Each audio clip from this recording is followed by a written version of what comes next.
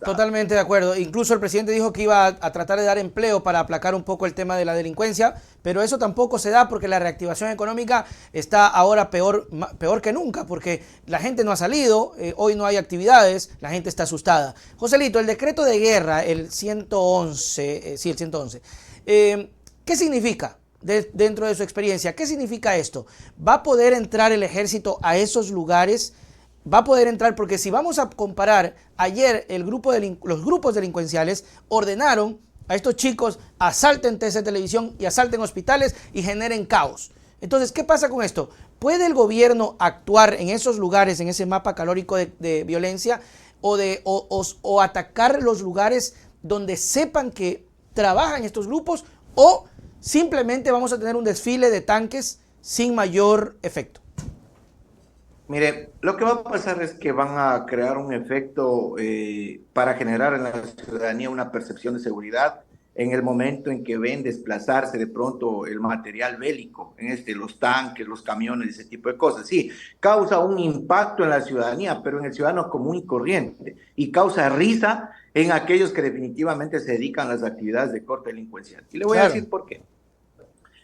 Porque tomando en consideración el primer estado de excepción que dictó el presidente Noboa, hay que fijar que la esfera de acción de las Fuerzas Armadas se da aplicando sus métodos, sus técnicas para que, en primer lugar, para restringir la libertad de tránsito, nada más, Ya. para dejar sin efecto la inviolabilidad del domicilio, nada Ya. más, para dejar sin efecto la inviolabilidad de la correspondencia y para no permitir la libertad de asociación. Eso es básico, solamente eso en el estado de excepción. Así es. Ahora viene el decreto donde se declara estado de guerra interna y donde se da una categoría de actores beligerantes a estos grupos organizados de delincuencia aquí en el país.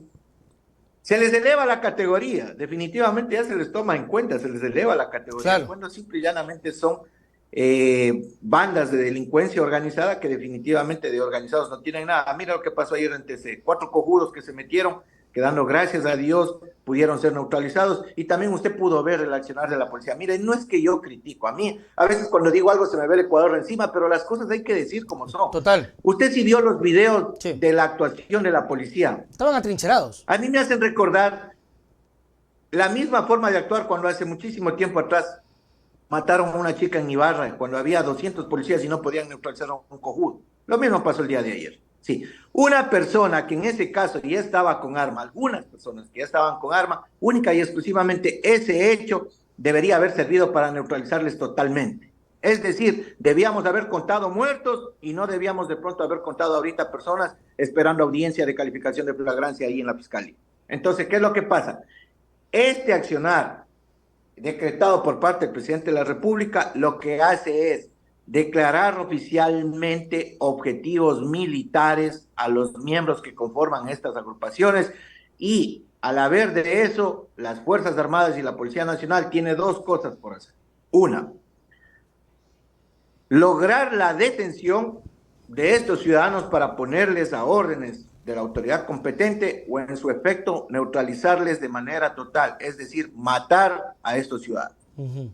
Esas son las dos acciones contundentes por las cuales de pronto el presidente de la República ha dado la potestad a las Fuerzas Armadas firmando este decreto. Esto tiene como efecto la excepción de responsabilidad con respecto a algún conflicto de carácter jurisdiccional por el accionar de los miembros de las Fuerzas Armadas.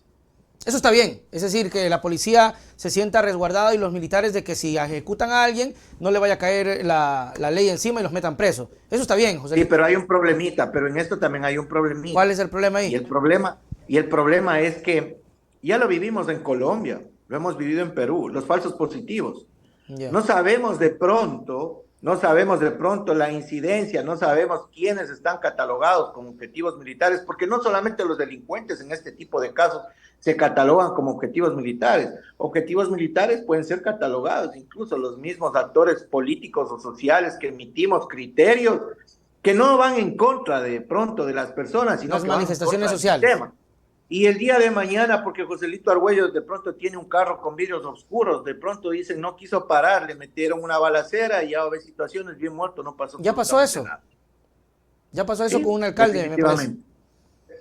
Entonces, los falsos positivos es lo que a nosotros de pronto nos llama la atención y nos pone en vilo, nos pone en vigilia, en vigilancia, porque definitivamente este decreto del presidente no puede ser patente de corso para dar saña a las venganzas más crueles que pueden darse tomando en consideración este Claro, justificativo. pero aquí viene el tema, Joselito, y creo que es importante recalcarlo. Entonces, ¿cuál es la diferencia y qué haría la diferencia este nuevo decreto? Porque lo que usted decía era cierto en torno a lo que ocurrió ayer en TC Televisión. Y yo le hacía la pregunta a otro invitado, y te lo consulto, Joselito. Si dentro de esta negociación lograban sacar a los rehenes y luego ejecutaban a las personas que estaban adentro, ¿eso se volvía un delito de guerra o estaba bien hecho? Tomando en cuenta que se rendían, porque a mí me parece que es una jugarreta, porque imagínate, hacen todo, nos meten terror, se toman un canal y luego entra la policía, me rindo y ya no los puedes tocar. Claro, exactamente. Caeríamos en el accionar de una ejecución de corte extrajudicial Claro. que dentro del ámbito del derecho humano internacional merecería incluso una condena al Estado ecuatoriano. Pero lo que yo manifestaba es cuál es la capacidad de reacción que tiene la policía en ese momento, porque vemos un poco de policías que están amontonados, vemos que hablan 10, 20 de ellos, bájate, baja, que no sé qué, no sé cuál. No hay una Cuando estrategia. incluso incluso nosotros hasta en las películas vemos cómo actúan, y eso que hacen en las películas, esa forma de actuar. Pero yo creo que ya un organismo tecnificado, en este caso como la policía, a la cual se le tiene mucho respeto, mucha consideración, sí debería aplicar de mejor manera los protocolos de acción dentro de este tipo de casos. Y lo que nosotros vimos fue de pronto un cúmulo de policías que pedían a dos cojudos que bajen las armas y que definitivamente no pudieron ser neutralizados, sino hasta cuando ya definitivamente vieron que en el espectro de todos los policías que estaban ahí, no les quedaba nada más que bajar las armas.